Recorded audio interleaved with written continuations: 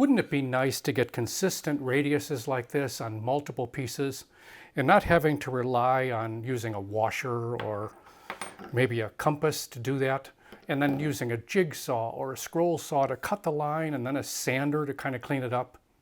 I'm Jim Heavey from Wood Magazine, and let me show you how a simple jig and a stationary disc sander can do it without any trouble at all. To make this jig, I started with a 3/4 inch piece of scrap plywood at least as large as a sander table. Then a 3/8 by 3/4 strip to act as a runner. Positioning the table against the disc, I'm using 3 short strips of double-sided tape to temporarily hold that runner in place. Using a countersink bit and 3 screws, I permanently attach that runner to the base. Now on the bottom side of the base, and 3/4 of an inch from its edge, I've drawn a pencil line.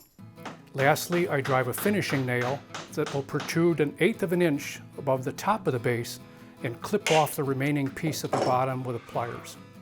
The material I'm putting the radius on is 3/4 of an inch thick and 3 inches wide, and I want a 3/4 radius. So from the protruding nail, I'll draw an index line perpendicular to the edge, 3/4 of an inch away from the nail. And again, using that protruding nail, I measure 2 1/4 inches. This is 3/4 of an inch less than the width of the material I'm planning on radiusing. And finally, I'll drive a finishing nail about 8 inches down. This provides a stop.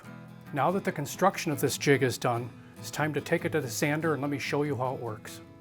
Now I'm placing the completed jig back onto the sander's table. Now I'm taking the scrap I'm radiusing and setting it up against the disc. I'll press it down over that protruding nail, even with that first index line. Turn on the sander and move that piece clockwise until it ends against the stop. Now there we are. Perfect radius. I can do these all day and they'll all be exactly the same. Simple jig, easy technique. You want to try it.